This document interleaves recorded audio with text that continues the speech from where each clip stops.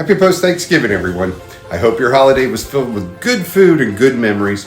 Lisa and I enjoyed a meal with some friends this year, and it was a real treat to have Thanksgiving with a large group of people again. Now, we had 12 movies this past weekend on Hallmark and Great American Family. If you haven't seen them all, do not fear, the Real Man Rom-Com Review has you covered. Now, this week's reviews will be broken down into 2 videos. This video will be my review of the bottom 6 movies, and part 2 will cover the top 6 movies. Before I get started, don't forget to subscribe to this channel to view all my previous reviews for this year, and ring that bell to be notified when new content drops. Here are my reviews of the bottom 6 movies for the movies airing from November 22nd through the 28th. Number 12, Letters to Santa, which aired Friday, November 24th on the Hallmark Channel. Enrique and Rebecca are having marital problems, and that is being generous. They are going to a therapist, but I don't even think the therapist is sure these two should be together after failing to resolve their marital woes before the holidays, which are now here. Rebecca got an advance on a children's book she was writing, which she gave to Enrique to help get his music career off the ground. Instead, Enrique uses the advance to invest in his family's restaurant. Enrique gives up his music career to run the restaurant with his mother. To make matters worse, Enrique and Rebecca each seem to be getting very chummy with people where each of them work. Now, Santa gives Sam and Izzy, Enrique and Rebecca's kids, a pen to write their Christmas wishes. And when the kids' first wish, a dog, comes true, they think they have a magic pen that will enable them to get mom and dad back together.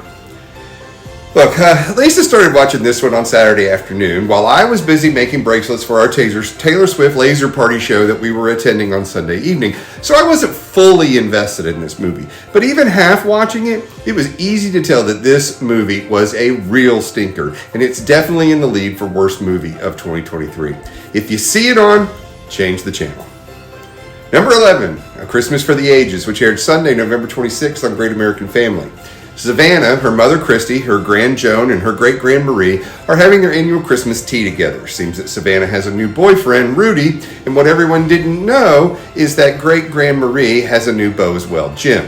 One of the traditions in the family is to have a Christmas crawl, which most of us know is a progressive dinner. Savannah comes up with the idea that for each home they attend, everyone will dress an attire from the host's era when they were in their early 20s, which is how old Savannah currently is. So Great Grand has the appetizer course, or Grand Great, I should say. So everyone dresses in garb from the 1940s. And they eat food, they spend time together, as Marie's family would have done back in the 40s. No cell phones, no TVs, just time together sharing stories. I mean, these cool cats thought it was a killer diller evening.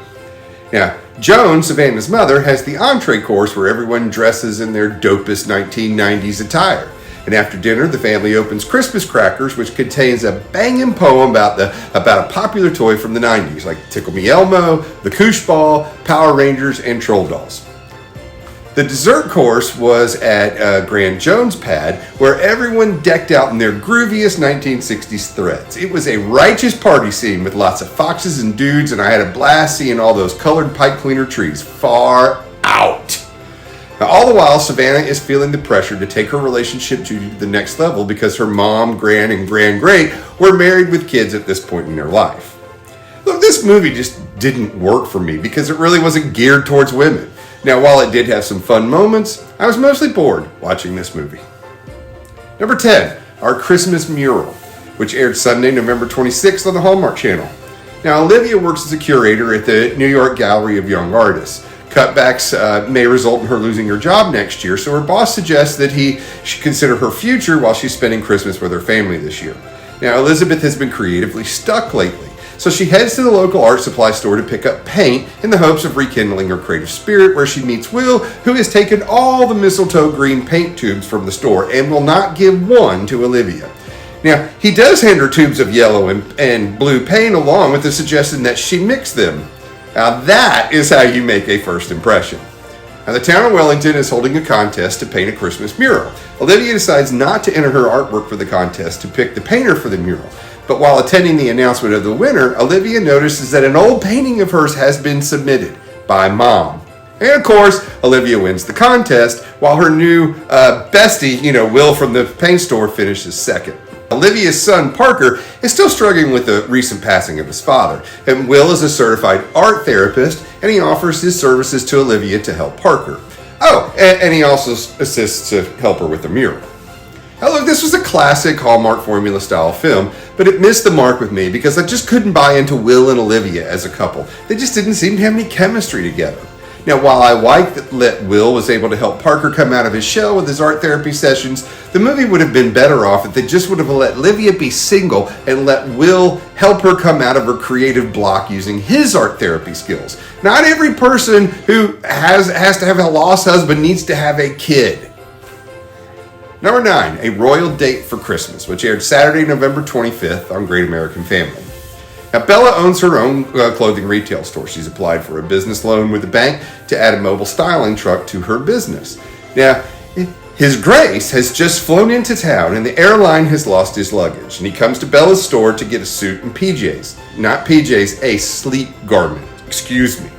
He is rather coarse and blunt with her, yet Bella fills his order and delivers his garments. When Mr. Brown opens the garment bag, he finds a fine-looking red and black PJ set with reindeer antler hoods. Now that's how you stick it to him, Bella. Now His Grace, who we learn his name is Stefan, the Duke of Tangford, ends up coming back to apologize to Bella for being a bit rude when he stopped in yesterday. He hires her to be his stylist for the week, as well as his very platonic +1 for some events that he has on his calendar. Now, when I got to this point of the movie, I thought, well, GAF does Pretty Woman, just without the hooker storyline. Overall, look, this is a fine movie. It would probably rank higher on my list if not for one glaring problem. At least 3 times in this movie, Stefan plays the bonehead card by being totally rude and dismissive from Bella, and she takes it. Now, I told Lisa I give them a 1 in 3 chance of actually living happily ever after. Now, I have to mention the lost luggage thing.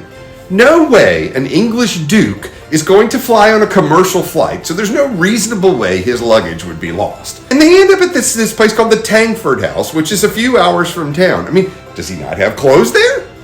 Anyway, my biggest what the F moment comes during the scene where Stefan and Bella walk through the woods to cut down a Christmas tree for the Tangford house. Now, Stefan is carrying a bow saw when they walk and talk, yet Bella hands him an axe to actually cut down the tree. What the... Anyway. Number 8, A Season for Family, which aired Wednesday, November 22nd on Hallmark Movies and Mysteries. Now, single mom Maddie works for a hotel in San Francisco, and her adopted son Wesley is working on a family tree school project that shows that he has an unknown brother. Now, they head to Park City, Utah to spend Christmas with her parents. Now, Wesley needs ski equipment, so they go to a ski shop where they meet Paul, the owner, and after Maddie topples over a display that Paul set up too close to the front door. Now, Paul's a widower and single dad to his adopted son, Cody. Cody doesn't know that he's adopted. Paul and his wife didn't plan to tell Cody until he was 10. Now, Cody and Wesley meet at ski class, which is taught by Paul's sister, and they become fast friends, almost like brothers. Gee, do we know where this story is going, folks? I mean, look, this is a very predictable movie. Hallmark Movies and Mysteries checks off another box on the we've never had a movie with list. Nothing wrong with it, mind you, but I do kind of feel like Hallmark is taking a page from the D&I Disney Princess movie run.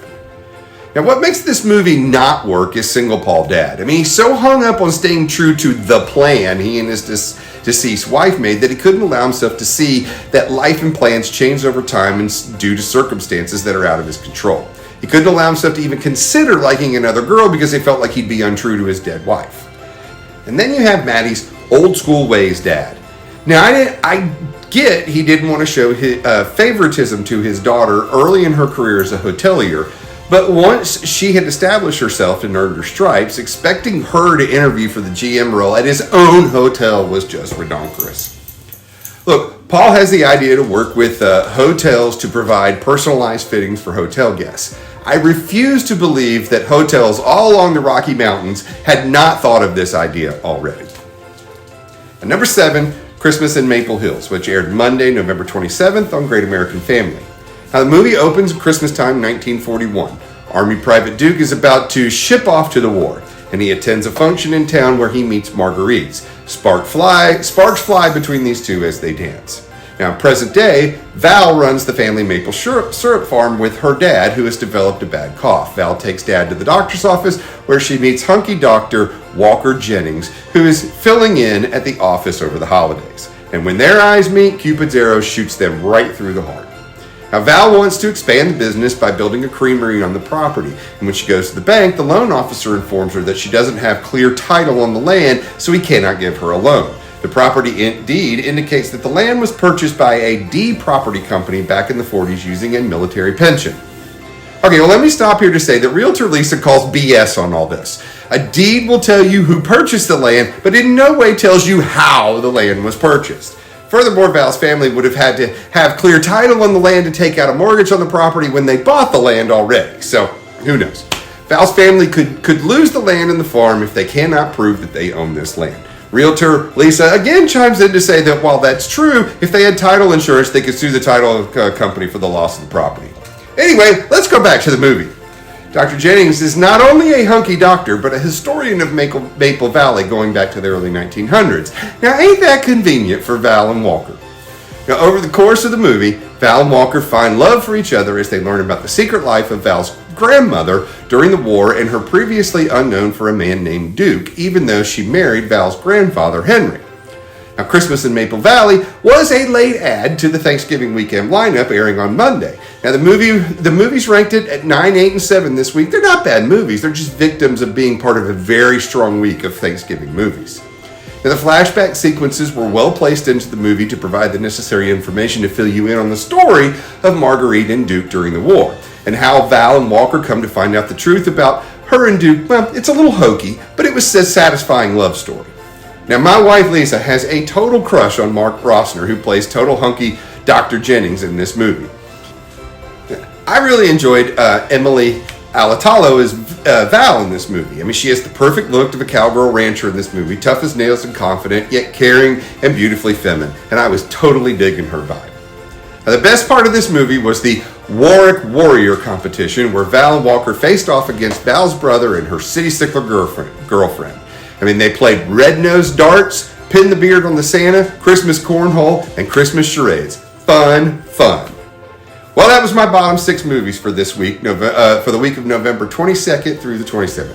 What are your thoughts? Leave me a comment below. To view all my content, please subscribe to this channel and remember to ring that bell to be notified when new content drops. Hey, I'm John. Thanks for watching The Real Man Rom-Com Review.